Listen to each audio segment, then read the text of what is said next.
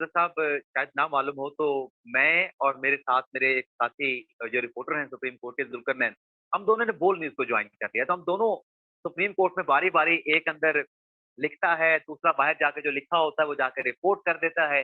जब वो बाहर वाला अंदर आता है तो अंदर वाला बाहर जाके जो उसने लिखा होता है वो जाके रिपोर्ट कर देता है। तो जब मुकदमे की समाअत का आगाज़ हुआ तो मैं फ़ौरी बाहर चला गया कि मैं जाके बता दूँ अपने चैनल को कि समाअत शुरू हो गई है। अच्छा ये मैं इतना लिखवा के अंदर आया तो मैंने देखा कि कमरा अदालत का माहौल जब मैं छोड़ के गया था, वो इलेक्शन कमीशन के वकील सजीव सवासी खड़े हुए थे। लेकिन जब अंदर गया तो वो जज साहबान मुस्कुरा रहे थे, तीनों जज साहबान, उनके सामने अटॉर्नी जनरल खड़े थे, इलेक्शन कमीशन के वकील कभी दाएँ जा रहे थे, बाएँ जा रहे थे और किसी कानून का हवाला दिया जा रहा था और उस पे डिस्कशन हो रही थी। मुझे थोड़ी देर में तो समझ नहीं लगी रही, हँसते भी जा रहे हैं और हँसे भी ऐसे जा रहे हैं कि एक-दूसरे से पूछ रहे हैं। मुनीब अख्तर साहब ने पूछा अटॉर्नी जनरल से, "आप क्यों हँस रहे हैं?" उसने कहा, "सर मैं किसी और वजह से हँस रहा हूँ, मैं इस कानून की वजह से हँस रहा।" तो फिर जब मुझे सारी बात पल्ले पड़ी, तो पता ये चला कि आज सरप्राइज़ ये दिया है अटॉर्नी जनरल साहब ने कि एक नया कानून जो है वो ना सिर्फ़ पास हो गया है बल्कि सदर साहब ने उसपे दस्तखत कर दिए हैं, गज़ट नोटिफ़िकेशन जारी कर दिया और उन्हें अदालत से कहा कि अब आप इस केस की समाअत ना करें, आपको लार्जर बेंच बनाना पड़ेगा। अच्छा इसमें एक सरप्राइज़ वाली बात और भी है कि चलें अटॉर्नी जनरल साहब ने तो आज आके सरप्राइज़ दिया अदालत को, 3 रुकनी बेंच को, जज साहबान हक्का-बक्का रह गए, सहाफ़ी हक्का-बक्का रह गए, वहाँ पे बैठे वकीलों को समझ नहीं आई कि अचानक से आज हुआ क्या? ये तो आर्गुमेंट होने थे।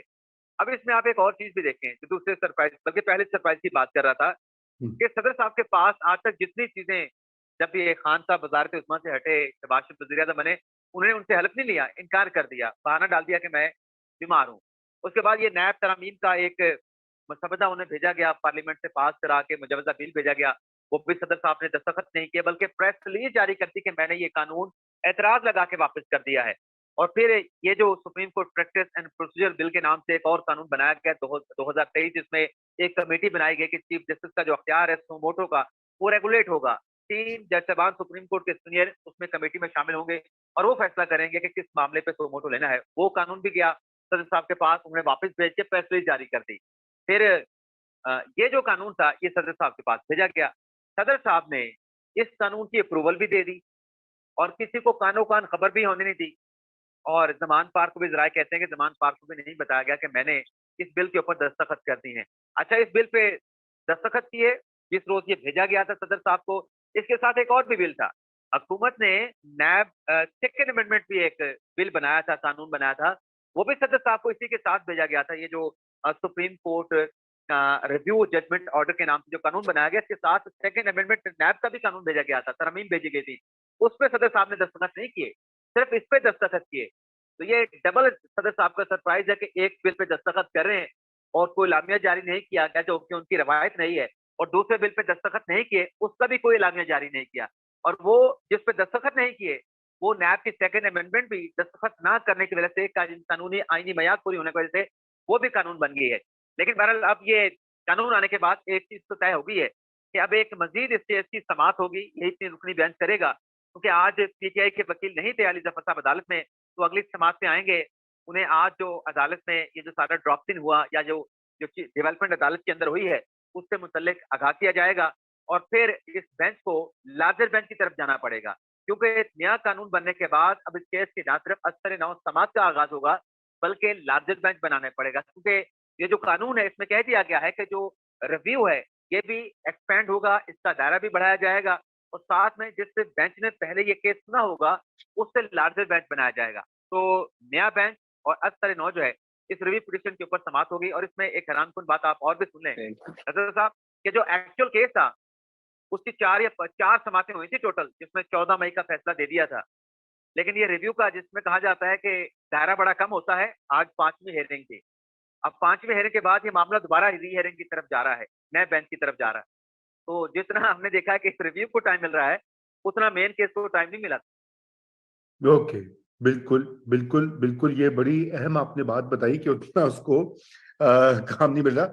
लेकिन ये जो है, जो जो ये रिव्यू या अपील होती है, अहमद हसन साहब, इसमें मुख्तलिफ जज बैठेंगे या वही जज लार्जर बेंच पे बैठ बैठ सकते हैं? ज़रा ये तो बताइए।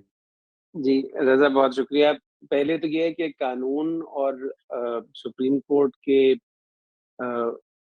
रूल्स के मुताबिक पहले तो ये होता रहा है कि रिव्यू हमेशा वही बेंच करता है जिसने फैसला दिया हो। कोई ऐसी वजह हो कि जज साहब रिटायर हो गए हों या अदरवाइज अवेलेबल ना हो, तो हमने देखा है, या कोई और ऐसी वजह हो जाए, तो फिर एक आध जज सब्स्टिट्यूट हो जाता है। लेकिन रिव्यू एसेंशियली वही अदालत करती है जिसने अपना पहला फैसला दिया हो। ये रवायत भी रही है सुप्रीम कोर्ट की, जो रूल से और कानून से माफी।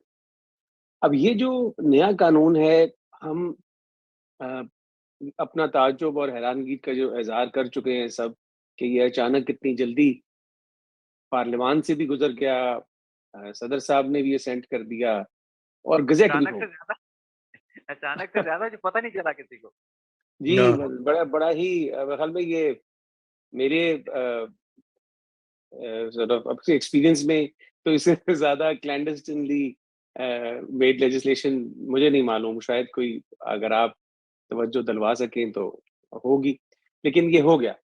अब इंटरेस्टिंगली ये कानून अचीव क्या करता है? लगता ये है कि ये पिछले फैसले की रोशनी में वो जो एनलार्जमेंट और लिमिटिंग का डिबेट हुई कि सुप्रीम कोर्ट की जुरिसडिक्शन बढ़ाई जा सकती है, कम नहीं की जा सकती, वो एंट्री 55 के हवाले से।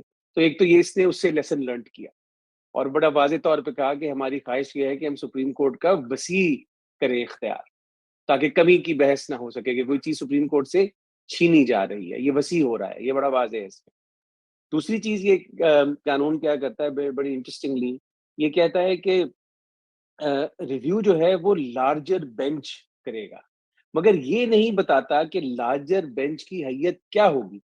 क्या वही लोग होंगे? लार्जर बेंच से तो वाज़ेह है कि जो थे वो भी होंगे, कुछ और भी होंगे। तो फर्ज़ कर लेते हैं कि एक सुप्रीम कोर्ट ने बेंच बनाया 3 मेंबर पे मुश्तमिल। अब इस कानून की रोशनी से लार्जर बेंच होना चाहिए, तो 4 पर मुश्तमिल भी लार्जर बेंच है। तो फर्ज़ करें वो पुराने 3 हैं और एक नया आ जाता है, तो कानून की मंशा पूरी हो जाएगी, वो रिव्यू हो जाएगा।